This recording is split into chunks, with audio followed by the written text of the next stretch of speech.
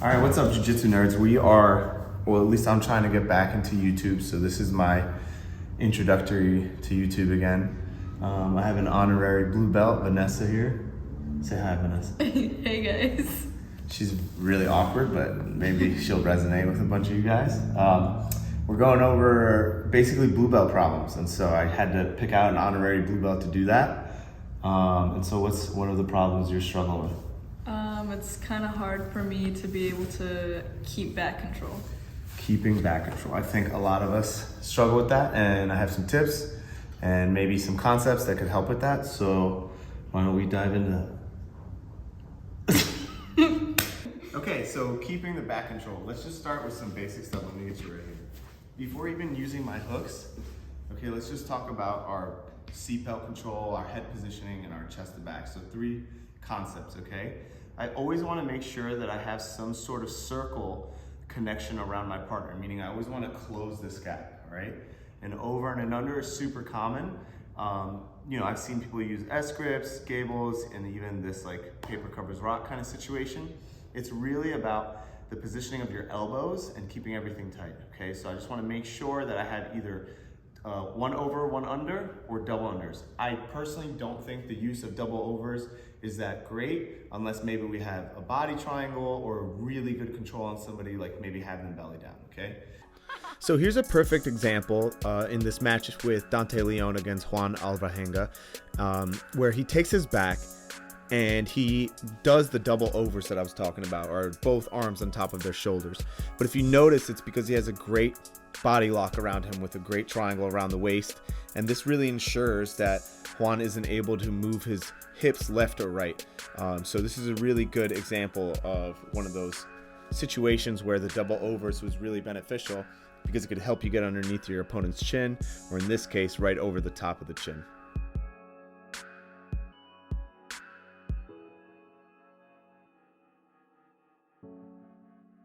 Second concept I want to talk about is our chest to our back connection, all right?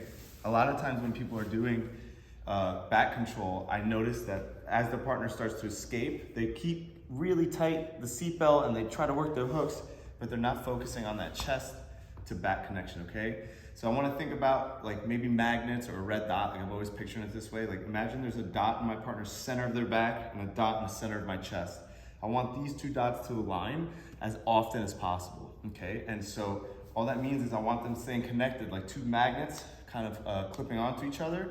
I'm keeping my connection as tight as possible in conjunction with my over and unders, okay? So 2 things right there, over unders, or just a circle around my partner's body, and that chest to back connection. So in this clip, we have Andrew Tackett against Joseph Chen, and you notice for a moment he loses that chest to back connection right about here, and you just see him panicking, or I should say really desperately getting back to that chest to back connection, and then he continues to fight for his head position. If you were able to hear the people coaching him, they kept mentioning to Joseph to make sure he moves his head towards the floor, head pummel, and Andrew does a great job of keeping his head between his opponent and the mat, which then leads to this submission, which is a great example of that chest to back connection. The last thing, the third thing before our hooks are even involved is my head positioning, okay? I want my ear next to my partner's ear, okay? All while keeping the other 2 concepts in line.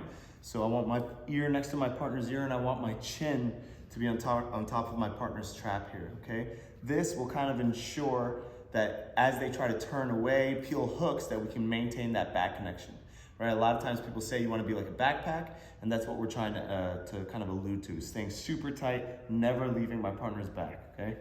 So in this clip, we have the legend Marcelo Garcia doing a great job, as always, connecting his chest to his partner's back, making sure he's able to keep a circle around his body, and most importantly, that head position. If you notice, he's going to bring him towards his underhook side now, and he's going to really adjust his head position and keeping that ear-to-ear connection, which then will lead to limb isolation, leading to that one against none scenario that we're all striving to get to. If you notice, the cameraman will turn this corner here for a second, and you'll notice that his ear-to-ear connection is impeccable, and he's the best at it, the best to ever do it, and this is a great example of that head positioning when you're on someone's back. So when I have my partner's back and I've got that chest to back connection, I've got my seatbelt tight, pulling my elbows in, bending my elbows, keeping that connection, and also making sure I have my head next to my partner's ear. So as my partner, I'm gonna have Vanessa move around a little bit. You'll notice that these three things, I'm gonna try my best to keep them in place. And even without hooks, we can keep a pretty good back connection. So just go ahead and move around. Like as my partner moves, I'm always gonna try to keep this connection with my partner's back and staying tight. This moment here, you notice that my chest slipped off. So I'm no longer in that perfect chest to back connection. This, I think, is where people hold on too long. Like I'll keep the connection and then I can lose the back and then we've slipped off, right?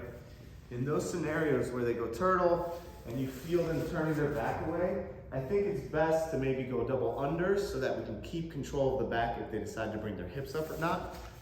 And I also think it's really important to start thinking about getting our chest to back connection back, right? So I'm gonna regain it by, again, moving my head back into position. So right now, the three concepts aren't all there. We have 2 of 3. My head's out of position. I've lost that chest to back connection. The only thing I have is a circle around my partner's back. So in our mind, as the person attacking, we want to get one of those, all 3 back, but we want to get 1 back at a time. So maybe the first thing would be my head position, okay? And as I continue to roll with my partner, following the hips, then I can reestablish the chest to back and keeping my head in position, okay? So it's always about keeping those 3 things in our mind. If we lose one, it's about gaining it back. Now let's just talk about regarding, or I should say recollecting the back, right?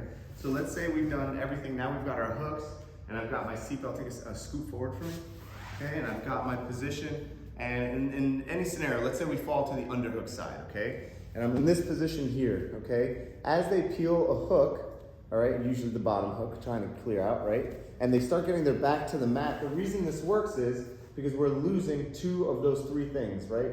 I'm only able to hold the circle around my partner's body, but I've lost my head position and the chest to back, okay? So the reason we regard the way we do is to reestablish 2 of those things.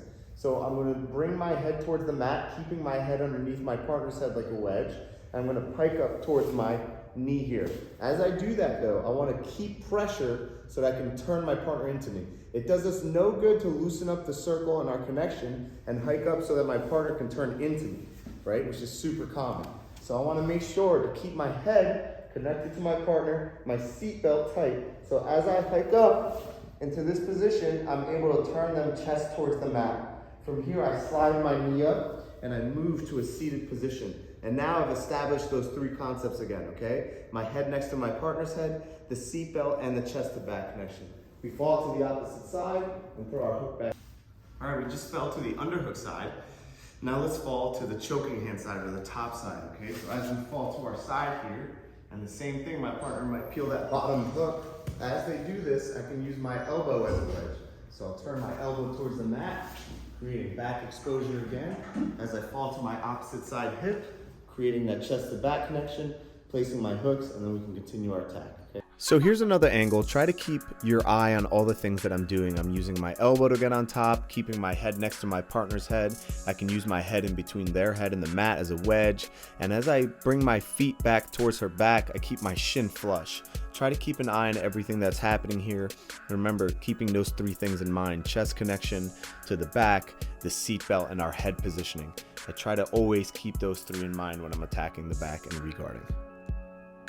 I'm gonna try and get some footage or maybe some videos or some techniques that I've recorded in the past. I'm trying to make a little bit of a vlog here. Thanks to Vanessa for being our honorary blue belt and my uke. And if you guys have any questions, leave comments, send messages, anything like that. Please subscribe. I appreciate you guys as always. And you know, my saying is we all make a lot of mistakes, but this ain't one of them. Appreciate you guys.